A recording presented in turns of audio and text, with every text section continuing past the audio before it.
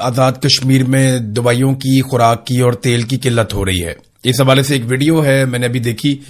میں وہ ویڈیو آپ کو بھی دکھاتا ہوں، آپ کے ساتھ شیئر کرتا ہوں. آپ دیکھیں، آپ کو آئیڈیا ہو جائے گا کس طریقے سے زیادتی کی جا رہی ہے آزاد کشمیر میں. کیونکہ جب بی بی سی نے اس کو رپورٹ کیا تو اب آپ اندازہ کریں کہ یہ کیا ریاست کے کرنے کا کام ہے کہ تیل بند کر دو، دوائیاں بند کر دو، خوراک بند کر دو. اس سے کیا محبت پیدا ہوگی؟ اس سے تو شدید نفرت پیدا ہوگی. اس سے تو یہ لوگ آپ سے نفرت کریں گے. وہاں خواتین ہیں، بچے ہیں، بزرگ ہیں، بہت سارے بیمار ہیں، انہیں دوائیاں چاہیے، بہت سارے لوگوں کو کھانا پینا چاہیے. آپ کیا چاہ رہے ہیں کہ عوامی ایکشن کمیٹی کے اوپر وہاں کے عوام گولی چلا دیں اور یہ آپس میں لڑ پڑے وہاں کے عوام؟ یا آپ خود اب گولی نہیں چلانا چاہتے، خانہ جنگی کروانا چاہتے ہیں؟ یعنی خوراک کی قلت تو غزہ میں پیدا کی جاتی ہے. یہ چیزیں تو مقبوضہ کشمیر میں بھی ہم نے نہیں سنی کہ وہاں پہ خوراک ہی بند کر دی لوگوں کی. یہ بہت افسوسناک ہے. اس کو جتنی جلدی ختم کریں اتنا بہتر ہے. ابصار عالم سمیت اور ان کے علاوہ کئی جرنیلوں کا جو پیغام لانے والے جو صحافی ہیں، جو فارورڈ ایز ریسیو کر دیتے ہیں، جیسے ہی ملتا ہے ویسے ہی اس کو پیغام کو فارورڈ کرتے ہیں. ان ٹاؤٹوں نے بہت ساری چیزیں کلیئر کر دی ہیں، جن میں 3 مین چیزیں ہیں. یہ یاد رکھیں آزاد کشمیر کے تمام لوگ. ملٹری اسٹیبلشمنٹ نے 3 چیزوں کے حوالے سے بڑا کلیئر پیغام پہنچا دیا ہے. یہ پیغام آپ سن لیجئے. نمبر 1، انہوں نے کہا کہ کل عدم ہی رکھا جائے گا عوامی جوائنٹ ایکشن کمیٹی کو. یہ کل عدم ہی رہے گی، یہ فیصلہ اسٹیبلشمنٹ نے کر لیا. نمبر 2، خواجہ مہران، شوکت نواز میر، عمر نذیر کشمیری اور سردار امان سے کوئی بات چیت نہیں کی جائے گی. ان کے تو میں نے آپ کو پہلے ہی بتایا کہ ڈیتھ وارنٹ ہی ان کے سائن کر دیے گئے ہیں اور ان میں سے ایک پر گولی بھی چل چکی ہے. یعنی جو اب تک سامنے آیا اس پہ گولی بھی چلا دی گئی تھی. اور وہ جو عمر نذیر کشمیری ہیں وہ ابھی بھی زخمی ہے. اور نمبر 3 یہ ہے کہ مطالبات تسلیم نہیں کیے جائیں گے. خاص طور پہ جو 12 مہاجرین کی نشستوں والا مطالبہ ہے وہ تو بالکل تسلیم نہیں کیا جائے گا. اور اگر کوئی تبدیل کرنا چاہتا ہے اسٹیٹس کو تو وہ پھر 2/3 اکثریت کے ساتھ، پہلے وہ اپنی حکومت بنائے، پھر 2/3 اکثریت کے ساتھ 12 نشستیں مہاجرین کی ختم کرے. اب بڑی دلچسپ بات یہ ہے کہ جب بھی کسی نے 2/3 اکثریت حاصل کرنی ہے تو یہ 12 نشستیں اس کو چاہیے ہوں گی. ان 12 نشستوں کے بغیر تو ناممکنات میں سے ہے کہ کسی کے پاس 2/3 اکثریت آ جائے. اب اگر ایک پولیٹیکل پارٹی حکومت بنا لیتی ہے تو یہ 12 نشستیں اپنے پاس رکھ لیتی ہے اسٹیبلشمنٹ، تو وہ کبھی بھی آئین میں ترمیم نہیں کر پائے گی، تبدیلی نہیں لے پائے گی، 2/3 اکثریت پوری نہیں ہوتی. اور یہ 12 لوگ اپنی سیٹیں ہمیشہ کے لیے ختم تو نہیں کریں گے، یہ نہیں چاہیں گے کبھی بھی ایسا ہو. لہذا بڑا بندوبست کیا ہے اسٹیبلشمنٹ نے. لیکن اگر ساری جماعتیں مل کر اسٹیبلشمنٹ سے جان چھڑانا چاہیں، کوئی ایسا وقت آ جائے پاکستان میں تو شاید ہو جائے، ورنہ آزاد کشمیر کے اوپر کنٹرول بڑا مضبوط ہے. لیکن دوسری طرف آزاد کشمیر کے جو لوگ ہیں وہ بھی پیچھے ہٹنے کے لیے بالکل تیار نہیں ہیں. یعنی لوگ ابھی بھی بہت بڑی تعداد میں دھرنوں میں موجود ہیں، احتجاج میں موجود ہیں.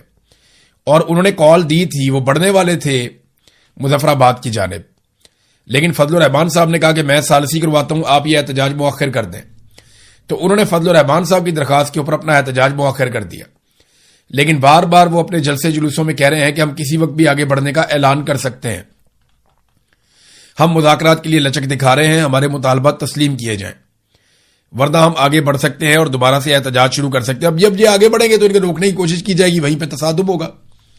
اور جب تصادم ہوگا تو دونوں طرف کا نقصان ہوگا، کیونکہ آزاد کشمیر کی ٹرین ایسی ہے، وہ لوگ ایسے ہیں کہ وہ مزاحمت کرتے ہیں اور مزاحمت کے اندر پھر نقصان ہوتا ہے. تو اس سے اگر بچنا ہے تو آسان طریقہ یہ ہے کہ سمجھدار لوگوں کو آزاد کشمیر کے لوگوں کے ساتھ بٹھایا جائے، جن کا مذاکرات میں تجربہ ہے، جن کو سمجھ ہے، اور معاملے کا کوئی حل نکالنے کی کوشش کی جائے. شوکت نواز میر نے ایک سٹیٹمنٹ جاری کیا، اس سٹیٹمنٹ میں آپ کے سامنے رکھ دیتا ہوں. میں آپ کے ساتھ ہوں، نہ میں گرفتار ہوا اور نہ ہی میں نے میدان چھوڑا ہے. حالات اور حکمت عملی کا تقاضا ہے کہ کچھ عرصہ آپ لوگوں سے دور رہوں، مگر میرا دل، میری سوچ اور میری جدوجہد آج بھی آپ کے ساتھ ہے. یاد رکھیں، ہر مسئلے کا حل لڑائی نہیں ہوتا، بعض اوقات صبر، حکمت اور درست وقت کا انتظار بھی جدوجہد کا حصہ ہوتا ہے. وہ وقت ضرور آئے گا جب ہمارے اوپر لگائے گئے دہشت گردی کے تمام الزامات انہی لوگوں کو واپس لینے پڑیں گے جنہوں نے یہ جھوٹ گھڑا ہے.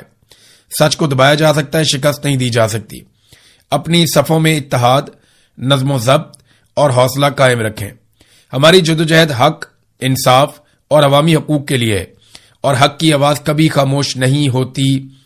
یہ پیغام دیا ہے شوکت نواز میر صاحب نے. پاکستان پیپلز پارٹی نے ایک بڑا زبردست کام کیا ہے.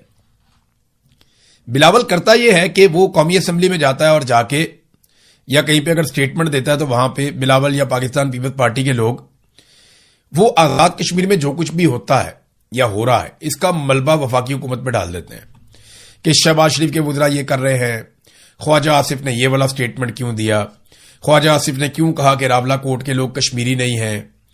بھی خواجہ آصف کا جرم تو اتنا سا ہے، وہاں تو گولیاں بھی چل رہی ہیں، بندے بھی مارے جا رہے ہیں، وہاں تو انسانوں کے سروں کی قیمتیں بھی رکھ دی گئیں، وہاں کی جو عوام کی ایک مقبول جماعت ہے جوائنٹ عوامی ایکشن کمیٹی، اس کے اوپر پابندی بھی لگا دی گئی، اسے ایک العدم قرار دے دیا گیا۔ یہ سارا کچھ کون کر رہا ہے؟ یہ پاکستان پیپلز پارٹی کی آزاد کشمیر کی حکومت کر رہی ہے۔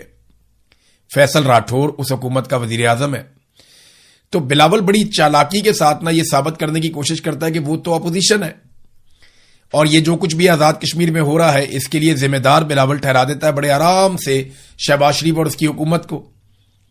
لیکن اصل میں اس کے لیے جو بڑا ذمہ دار ہے وہ بلاول خود ہے، کیونکہ بلاول پیپلز پارٹی ہے اور پیپلز پارٹی کی آزاد کشمیر میں اس وقت جعلی حکومت ہے اور وہ وہاں جال سازی کے ساتھ وہ تمام اقدامات کر رہے ہیں، چاہے وہ ان کے رہنماؤں کے سروں کے اوپر انعامات رکھنا ہو، چاہے اس جماعت کو کالعدم قرار دینا ہو، چاہے فورسز کو دعوت دے کر آزاد کشمیر میں بلانا ہو، چاہے بار بار کریک ڈاؤن کرنا ہو، گولی چلانی ہو۔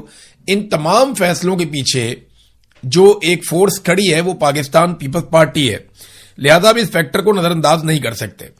ناظرین، ایک نیا چورن پاکستان میں بیچنے کی کوشش کی جا رہی ہے، آنے والے دنوں میں بڑی شد اور مد کے ساتھ یہ چورن بیچا جائے گا۔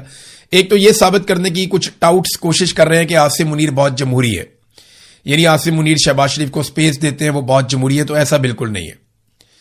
عاصم منیر جہاں موقع ملتا ہے وہ وہاں گھس جاتے ہیں، وہ بالکل جمہوری سوچ ان کی نہیں ہے، وہ اپنے حلف کی خلاف ورزی کرتے ہیں۔ اگر وہ حلف کی پاسداری کرتے تو وہ کبھی بھی ڈپلومیسی کے اندر رول پلے نہ کرتے، حلف کی پاسداری کرتے تو پورا الیکشن چوری نہ کرتے، حلف کی پاسداری کرتے تو سیاسی معاملات میں مداخلت نہ کرتے، ایکسٹینشن اور استثناء جیسی خرافات کے اندر نہ پڑتے۔